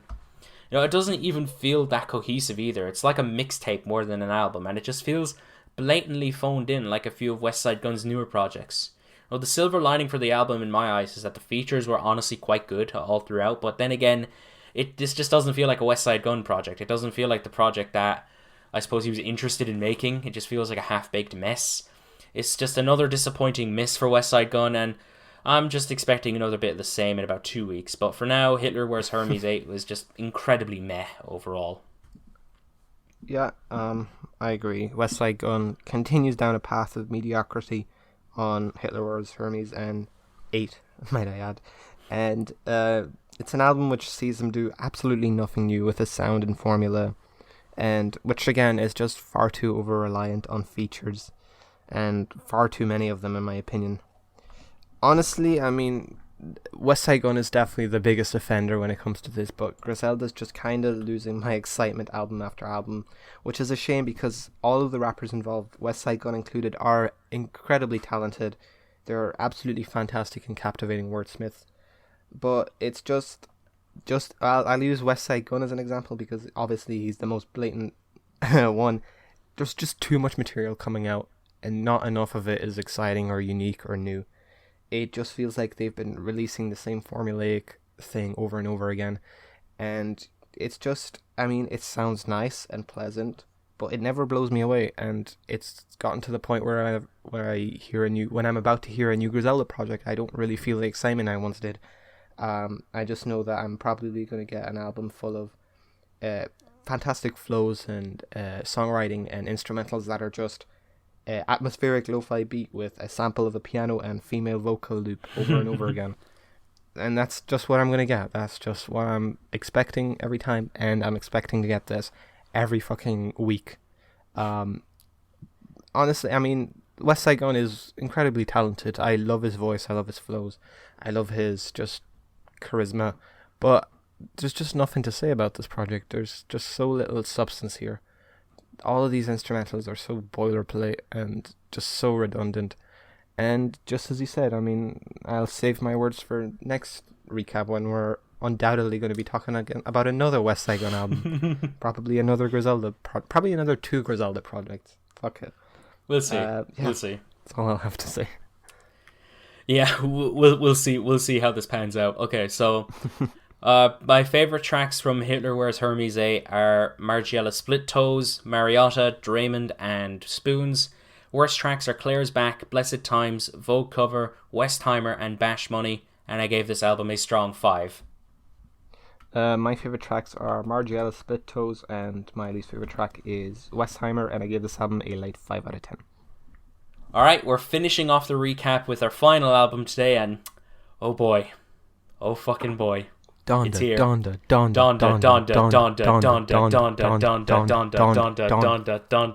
It's out. It's actually out. It's actually fucking out. Holy shit. Donda by Kanye West. This is the 10th studio album from the iconic Chicago rapper, producer, singer, songwriter, visionary, and so on, Kanye West.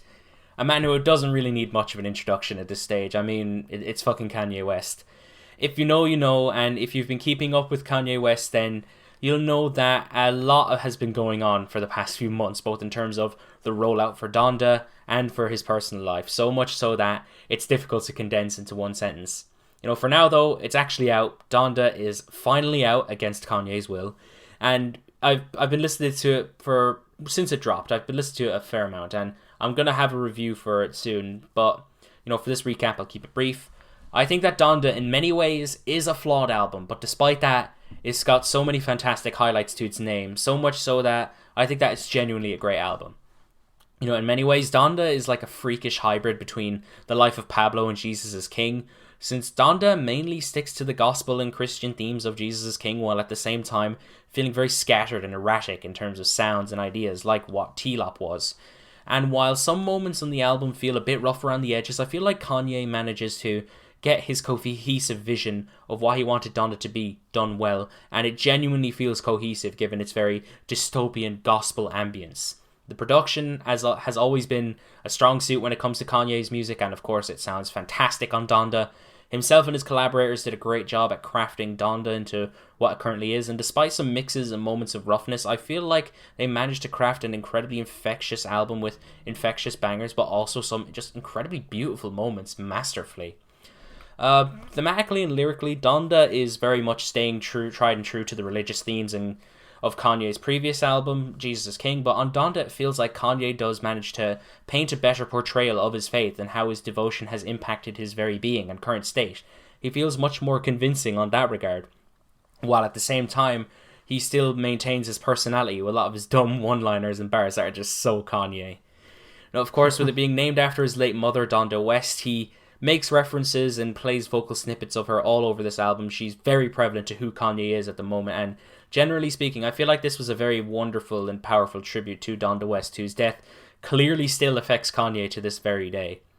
Now, with it having 23 tracks, I'm not counting the part 2 tracks, there's bound to be some moments that aren't all that great, which there is, but for the most part, I feel like the tracks that are absolutely fantastic are incredible. They stand out for their own in their own unique way. I love the blends of different sounds and styles all over this album, and I think that Kanye and co managed to do a fantastic job on Donda. So yeah, overall, I think that Donda is great. It's a flawed album, but it certainly has some greatness to its name, and truthfully, it's an album that only someone like Kanye had the forethought to create, and expect a review from me on my channel coming soon.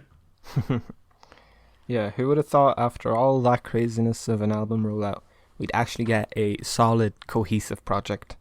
Not only solid, I think this album is absolutely incredible.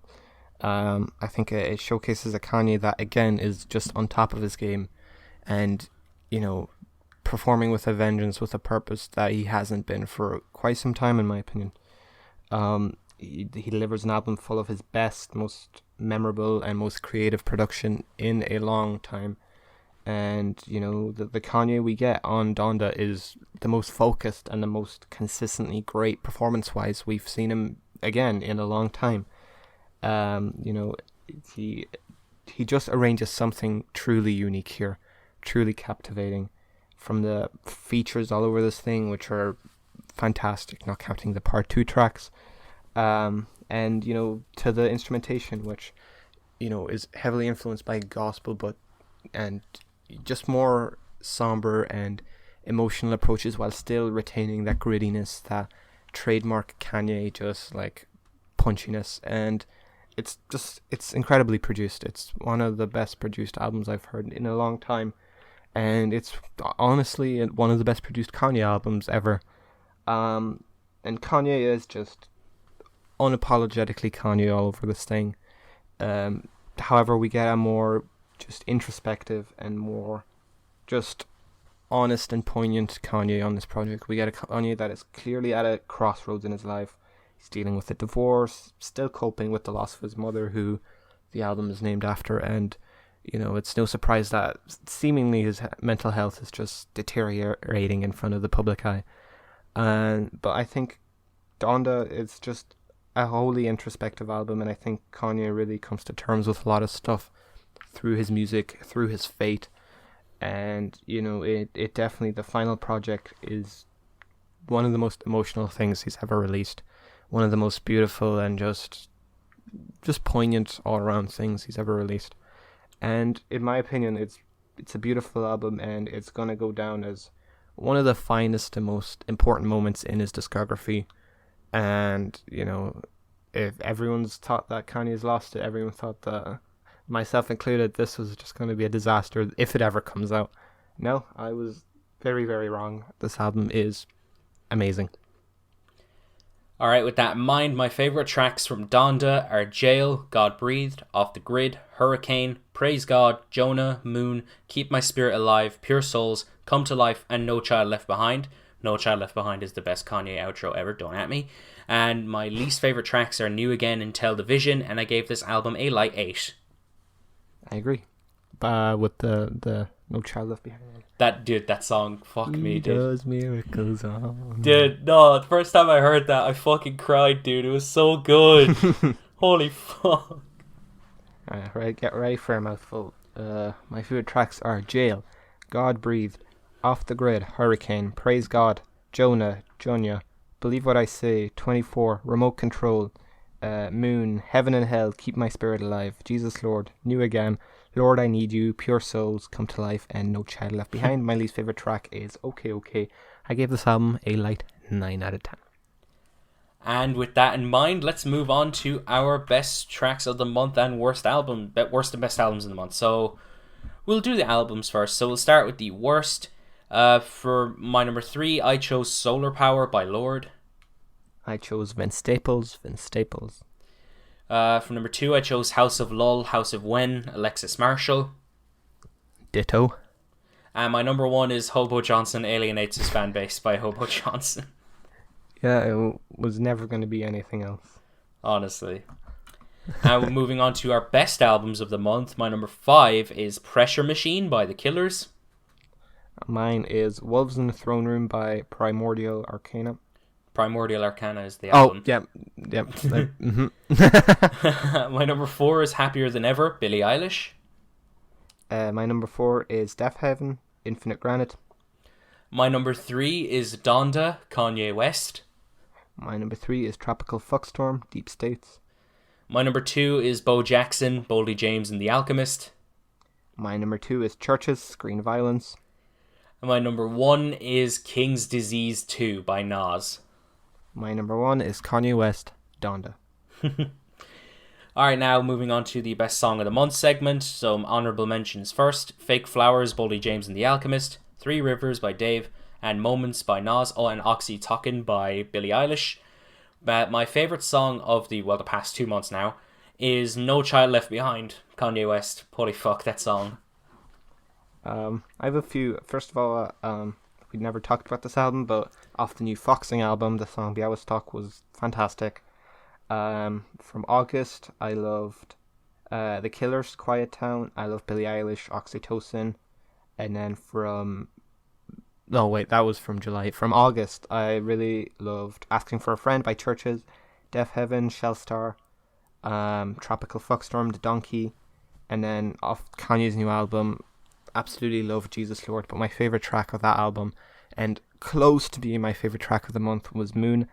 My favorite track of the last 2 months actually is probably a surprising one, but Clairo, Amoeba. It's a track that I've been coming back to probably daily for the last 2 months. It's absolutely addicting. Yeah, that one's great. And with that in mind, we did it. We talked about the albums that we wanted to talk about today for this recap. Thank you guys so much for checking out today's July and August recap. We really hope that you enjoyed. What were some of your favorite albums from the past few months? What were some of your least favorites? Please let us know. Be sure to check out the necessary links in the description to our own channels, our album of the year, our Rate Your Music page, and of course our Twitter. And be sure to check out more content that's coming in the future. We have a bunch more interviews to be coming soon. We have more worst to best. We have more genre essentials coming as well. So also be sure to check out the previous genre essentials and interviews we did. And with that in mind, my name's Mickey T. I've been Nostalgia. See you. Peace.